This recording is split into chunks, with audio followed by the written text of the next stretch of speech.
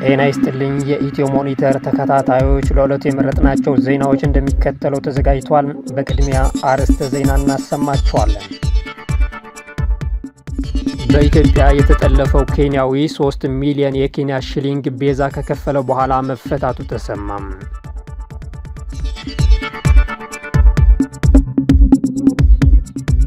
ዞህራን ማምዲኒ በታሪክ የመጀመሪያ ሙስሊም ከንቲባ ኒውዮርክ ሆኖ መመረጣቸው ተገለጸ።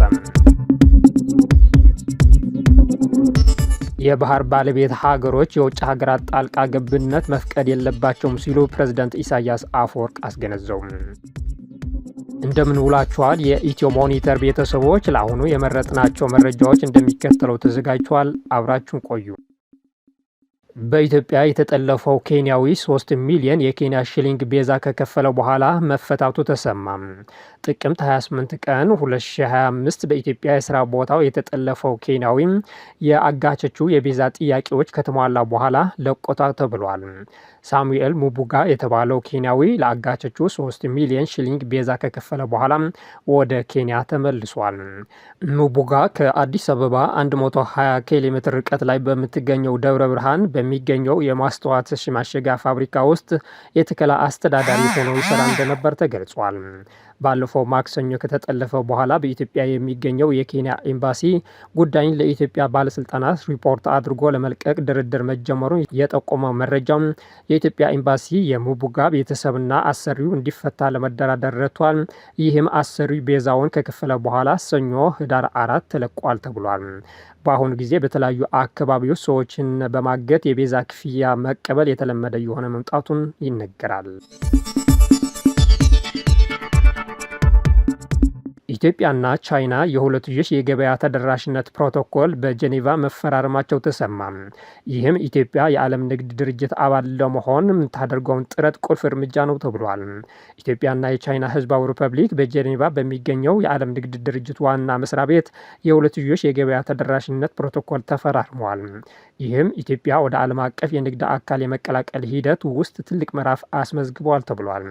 ከውጭ ጉዳይ ሚኒስቴር የተገኘው መረጃ እንደሚያመለክተው ፕሮቶኮሉ የተፈረመው በተባበሩት መንግስታት ጽህፈት ቤትና በጄኔቫ በሚገኙ ሌሎች ዓለም አቀፍ ድርጅቶች ልዩና ባለሙሉ ስልጣን አምባሳደር ጸጋብ ከበበው እና በጄኔቫ በሚገኙ ሌሎች ዓለም አቀፍ ድርጅቶች የቻይና ልዩና ባለሙሉ ስልጣን አምባሳደር ሊዮንግጂ ነው። ሚኒስትሩ ስምምነቱ በሁለቱም ሀገራት መካከል ሰፊ ውይይትና የቴክኒክ ድርድርን ተከትሎ የተፈጸመ ሲሆን ኢኮኖሚያቸውን ለማጠናከር ያላቸውን የጋራ ቁርጠኝነት የሚያንጸባርቅ ነው ተብሏል።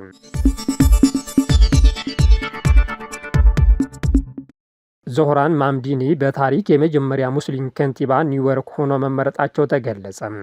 የዲሞክራቲክ ሶሻሊስት አቀንቃኙ ማምዲኒ ዲል በዘመናዊ የአሜሪካ ፖለቲካ ታሪክ ከታላላቅ የፖለቲካ ድንቅ ክስተቶች መካከል አንዱ ተብሎ ተሞካሽተዋል። ዞህራን ዛሬ ለሰብአዊነት የተሻለ ቀን መጥቷል ብሏል። ጓደኞቼ የፖለቲካ ስርወ መንግስትን አፍርሰናል ያሉት ማምዲኒ ባለፉት 12 ወራት የኒውዮርክ ህዝብ ታላቅ ነገርን ለመጨበጥ ደፍሯል። ዛሬ ማታ ከሁሉም ግምቶች በተቃራኒ ያንን ጨብጠነዋል ሲሉ ተናግሯል። ይህ ድል ለለውጥ የተሰጠ የህዝብ ውክልናና ሁላችንም ልንኖርባት የምንችላትን ከተማ ለመገንባት የተሰጠ ይሁንታ ነው ሲሉም ተደምጧል። አዲሱ ከንቲባ ለድላቸው መሰረት የሆኑትን የተለያዩ የኒውዮርክ ማህበረሰቦችን ያመሰገኑ ሲሆን ከነዚህ መካከል የየመን ሱቅ ባለቤቶች፣ የሴኔጋል ታክሲ ሾፌሮች፣ የኢዝቡክ ነርሶች እና ኢትዮጵያውያን እናቶች ለድላቸው አስተዋጽኦ ያደረጉትን ሰፊ ጥምረት አጉልተዋል።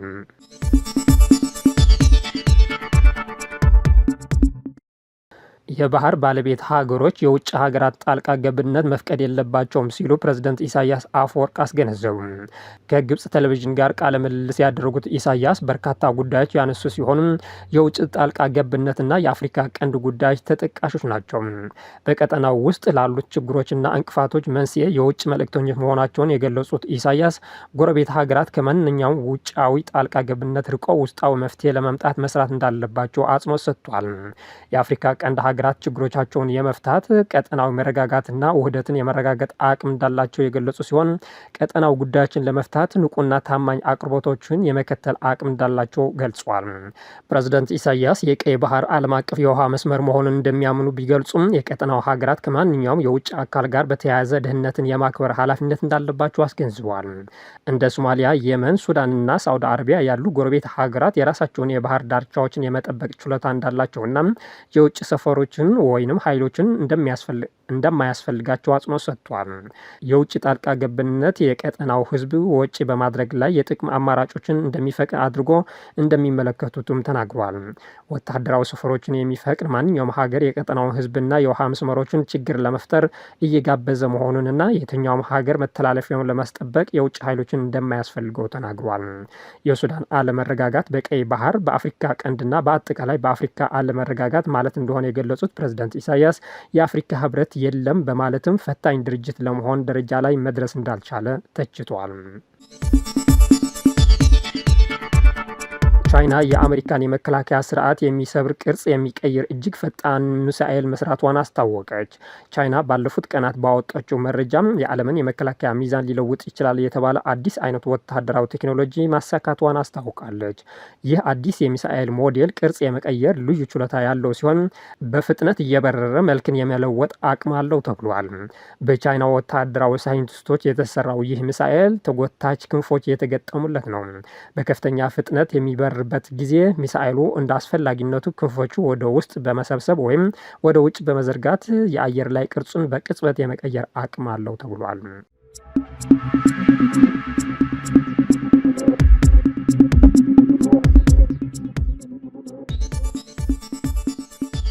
ውድ አድማጮቻችን ለዛሬ ያዝናቸው ዜናዎች እነዚህ መስሉ ነበር። ስለተከታተላችሁ እናመሰግናለን። መልካም ቀን።